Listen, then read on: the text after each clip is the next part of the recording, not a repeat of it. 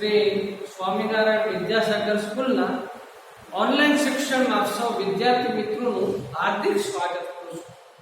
વિદ્યાર્થી મિત્રો, આપણે ધોરણ 12 આર્ટ્સ સમાજશાસ્ત્રની અંદર છઠ્ઠો પાઠ કે જે ખૂબ જ મહત્વનો પાઠ ગણવામાં આવે છે, સંસાર, માધ્યમો અને સમાજ. સમાજમાં પરિવર્તન લાવવા માટે સંસાર માધ્યમોએ જે મહત્વની ભૂમિકા ભજવે છે એમનો આપણે અભ્યાસ કરતા હતા. આજે આપણે જોયું કે ભારતીય સમાજ જે પરંપરાગત જ્ઞાતિ વ્યવસ્થા ધરાવતો સમાજ અને દરેક જ્ઞાતિને પોતાના અલગ રિવાજો, પોતાનો અલગ વ્યવસાય, પોતાનો અલગ પોશાક અને અલગ અલગ પ્રકારની જીવન શૈલી ધરાવતા ભારતીય જ્ઞાતિ વ્યવસ્થા ધરાવતા દેશની અંદર, સમાજની અંદર આપણે જે કાંઈ ઝડપી પરિવર્તનો જોઈ રહ્યા છીએ એની પાછળ આ સમૂહ માધ્યમો જવાબદાર છે. આજે વિશ્વની કોઈ પણ સંસ્કૃતિનું દર્શન આપણે ટેલિવિઝન અને ઇન્ટરનેટના માધ્યમથી કરી રહ્યા છીએ. ભારત ઉપર આજે પશ્ચિમના જે દેશો છે અથવા પશ્ચિમની જે સંસ્કૃતિ છે એની અસર ભારતમાં વધારે જોવા મળે છે અને એની પાછળનું મુખ્ય કારણ ભારતના સમૂહ માધ્યમો છે કે સમૂહ માધ્યમો દૂર બનતી ઘટનાઓને નજીકથી દર્શન કરાવે છે. આપણે એનું અનુકરણ કરી રહ્યા છીએ. આજે આપણે જોઈએ કે જ્ઞાતિ વ્યવસ્થાની અંદર જે પરંપરાગત પોશાકો હતા એની જગ્યાએ આધુનિક પોશાકો આજે લોકો પહેરવા લાગ્યા છે. જ્ઞાતિના વ્યવસાયો ત્યજીને અન્ય વ્યવસાયમાં જોડાવા લાગ્યા છે. આજનો માનવી આધુનિક બનતો જાય છે એવું આપણે કહીએ છીએ. તો એ બનવા પાછળનું કારણ જો કોઈ હોય તો એ સમૂહ માધ્યમો છે, સંસાર માધ્યમો છે કે સંસાર માધ્યમો એ આજના માનવીને આધુનિક બનાવે છે. Television, mobile phone, radio, computer અને ઇન્ટરનેટે તો વિશ્વને સાંકડો બનાવ્યું એમ કહી શકાય છે કે વિશ્વના કોઈ પણ દેશમાં બનતી ઘટના તરત જ આપણને એમનો ખ્યાલ આવી જાય છે. એની પાછળ આ માધ્યમો જવાબદાર છે. તો સમૂહ માધ્યમોના જે પ્રકારો છે એમાં પારસ્પરિક સંસાર અને સમૂહ સંસાર. સમૂહ સંસારના બે પ્રકારો છે, પરંપરાગત માધ્યમો અને આધુનિક માધ્યમો. તો વિદ્યાર્થી મિત્રો, આપણે આ માધ્યમ સંસારની લાક્ષણિકતાઓ જોઈ હતી કે સંસાર એક અવિરત પ્રક્રિયા છે. સંસાર દ્વિમાર્ગી પ્રક્રિયા છે. સંસાર માટે આ માધ્યમ આવશ્યક છે. સંસાર એ પ્રાકૃતિક ગુણ છે. સંસાર એક સામાજિક પ્રક્રિયા છે. સંસાર વિજ્ઞાન અને કલા છે. આની લાક્ષણિકતાઓ જોઈએ હતી. સંસાર પ્રક્રિયા જોઈએ. સંસાર પ્રત્યેક માનવ સમાજની અનિવાર્ય જરૂરિયાત છે. સંસાર વગર માનવ સમાજની કલ્પના પણ ન કરી શકાય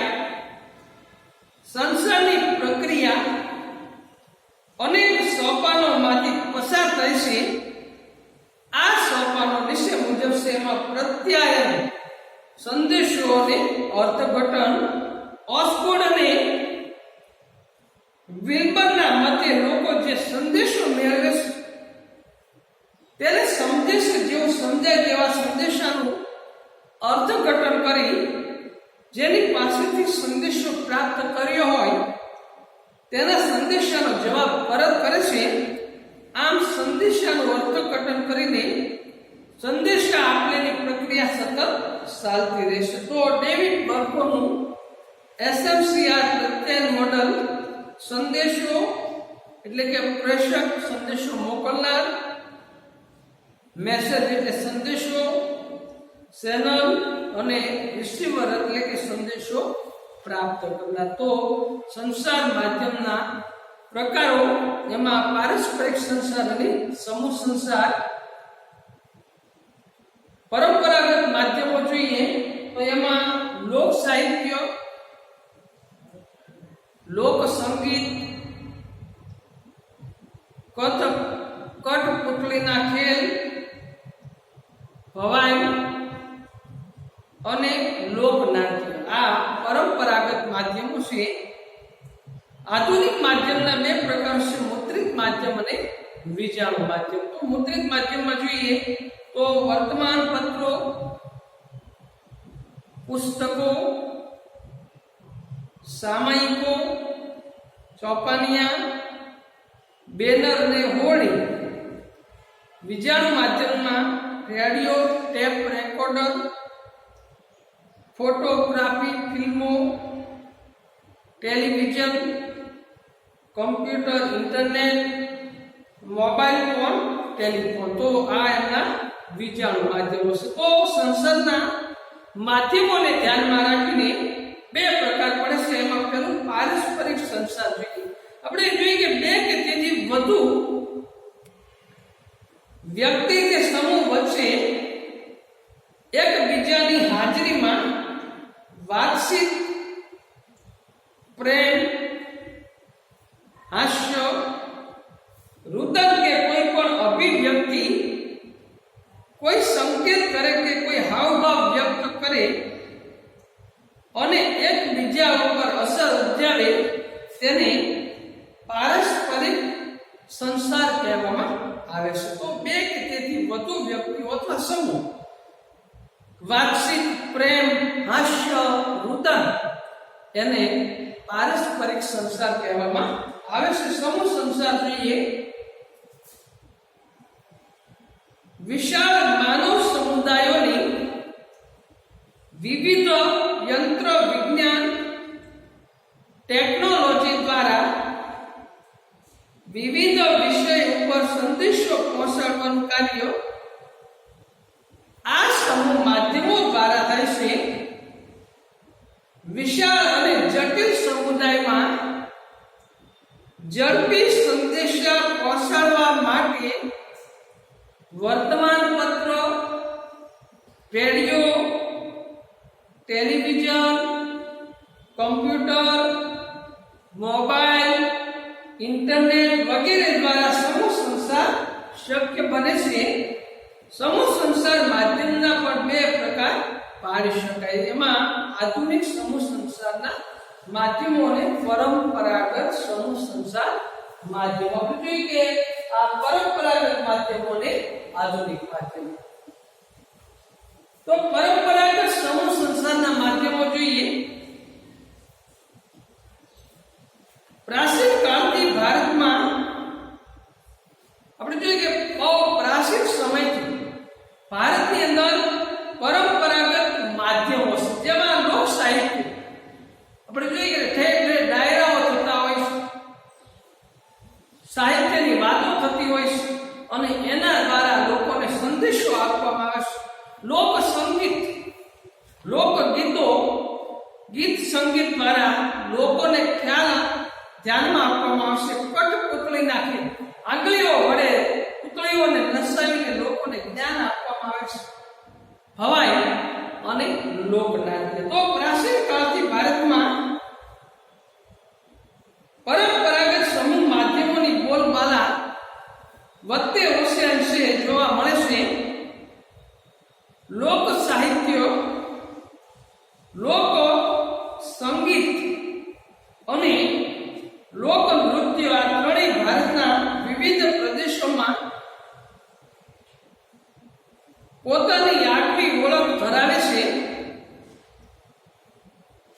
દાખલા તરીકે ગુજરાત, સૌરાષ્ટ્ર અને કચ્છ વિસ્તારની લોકકથા, લોક વાર્તાઓ, આપણે જોઈએ કે લોક વાર્તાઓ દ્વારા પણ લોકોને જ્ઞાન આપવામાં આવે છે. લોક કથાઓ એના દ્વારા લોકોને જ્ઞાન આપવામાં આવશે. લોકગીત, જુદા જુદા લોકગીતો દ્વારા પણ લોકોને સંદેશો આપવામાં આવશે. આખ્યાનો, જુદા જુદા પ્રકારના આખ્યાનો દ્વારા રજૂ કરીને લોકોને બતાવીને એમાં પણ સંસાર માધ્યમનું કાર્ય કરે છે. સંત દુહા વગેરે સામાન્ય રીતે કોઈ વીર કથા, સતી કથા, ધાર્મિક કથા રજૂ થતી હોય એવી જ રીતે રાજસ્થાન અને ગુજરાતમાં ભવાઈ, ઉત્તર પ્રદેશમાં નવટંકી, બંગાળમાં બાઉલ, મહારાષ્ટ્રમાં ભારણ, મધ્ય પ્રદેશમાં પંડવા જેવા લોક નાટકો ખૂબ જ આકર્ષક ગ્રામ સમુદાયમાં રહેતું. કઠપુતળીનો ખેલ, મલનો ખેલ અને મદારીના ખેલ વગેરે મનોરંજન મેળવવાના પરંપરાગત સમૂહ માધ્યમો છે. આ માધ્યમ દ્વારા લોકોને મનોરંજન ઉપરાંત નૈતિક મૂલ્યો અને જ્ઞાન મળતું. વર્તમાન સમયમાં આધુનિક સંચાર માધ્યમોના વિકાસને લીધે તેમાં ઓટ આવી છે. તો આજે ટેલિવિઝન, રેડિયો અને મોબાઈલ ફોન જેવા માધ્યમોને લીધે આ પરંપરાગત માધ્યમોની અંદર ઓટ આવી છે. લોકોએ જોવાનું ઓછું કર્યું છે. આ પરંપરાગત માધ્યમો આમ તો પારસ્પરિક પ્રત્યક્ષ માધ્યમો હતા. તેમાં યંત્ર વિજ્ઞાન કે ટેકનોલોજીનો અભાવ હતો. ગ્રામજનો સામાજિક અને ઐતિહાસિક ધાર્મિક પ્રસંગોને લઈને મનોરંજન સાથે ભાવાત્મક અને નૈતિક મૂલ્યો પોતાની લોકકલા દ્વારા રજૂ કરતા હતા.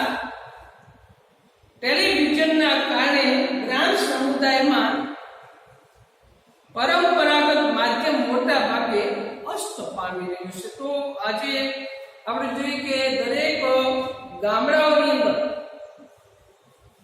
ટેલિવિઝનનું પ્રમાણ ખૂબ વધી રહ્યું છે.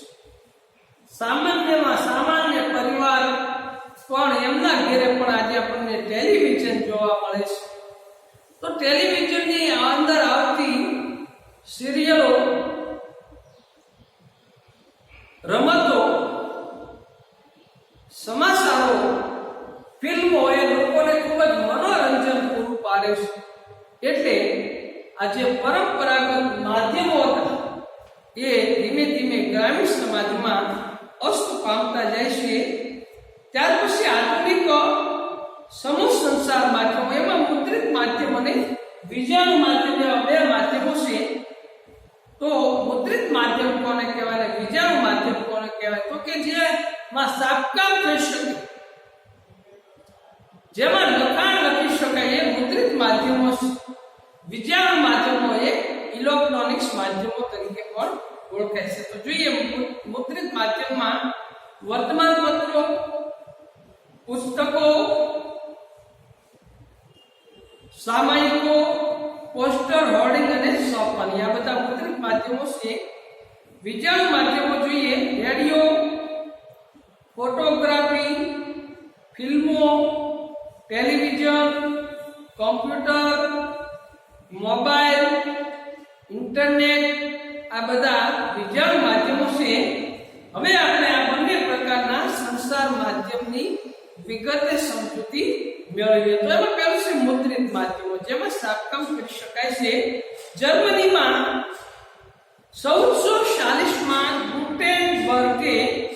છાપકામની ટેકનોલોજી એટલે કે પ્રિન્ટિંગ પ્રેસનો વિકાસ કર્યો ત્યારથી એક સાથે હજારો આવૃત્તિઓમાં છાપકામની શરૂઆત થઈ. પ્રારંભમાં નાના સોપાનીય સ્વરૂપમાં સમાચાર છાપીને વર્તમાન પત્ર શરૂ કરવામાં આવ્યું. તો સૌપ્રથમ જર્મનીની અંદર ઈસવીસન 1440 માં ગુટેનબર્ગે છાપકામની ટેકનોલોજી વિકસાવી હતી અને નાના સ્વરૂપના સોપાનીય છાપી વર્તમાન પત્રો શરૂ કરવામાં આવ્યા હતા. ધીમે ધીમે આ વર્તમાન પત્રો દૈનિક વર્તમાન પત્રમાં સ્વરૂપમાં રજૂ થયા. તેમજ તે સમયે હસ્તલિખિત પુસ્તકો પણ સંપાવા લાગ્યા. માટે એમ કહી શકાય કે યંત્ર વિજ્ઞાન અને ટેકનોલોજીની સાથે આધુનિક યુગની શરૂઆત થઈ. ભારતના વર્તમાન પત્રની શરૂઆત 18મી સદીના ઉત્તરાર્ધમાં જાન્યુઆરી 1780 માં જેમ્સ ઓગસ્ટ હાકીએ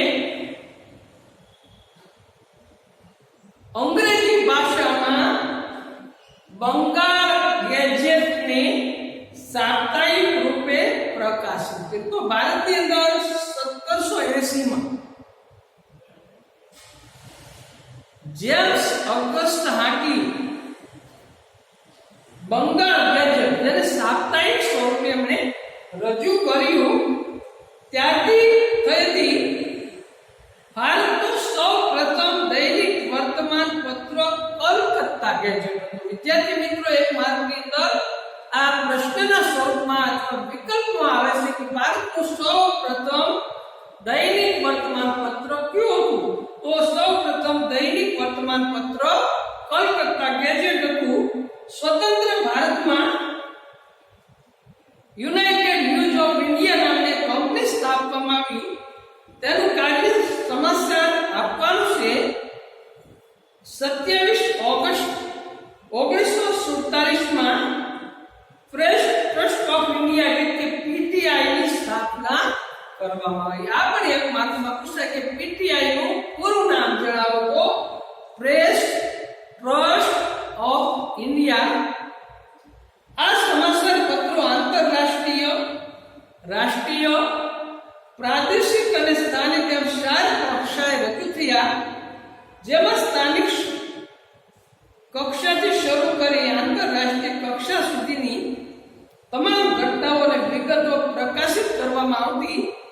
પરંતુ નિરક્ષરતા છે ત્યાં મુદ્રિત માધ્યમો ઓછા અસરકારક છે. આપણે જોઈએ કે જેમને વાંચતા આવડતું હોય, સાક્ષરતા હોય, ત્યાં જ આ માધ્યમો ઉપયોગી બને છે, અસરકારક બને છે. નિરક્ષરતાઓ ત્યાં એ ઉપયોગી બનતા નથી. હોય મુદ્રિત માધ્યમમાં પાઠ્યપુસ્તકો, ધાર્મિક ગ્રંથો, નવલકથાઓ, કાવ્યો, નાટકો વગેરે મહત્વની ભૂમિકા ભજવે છે.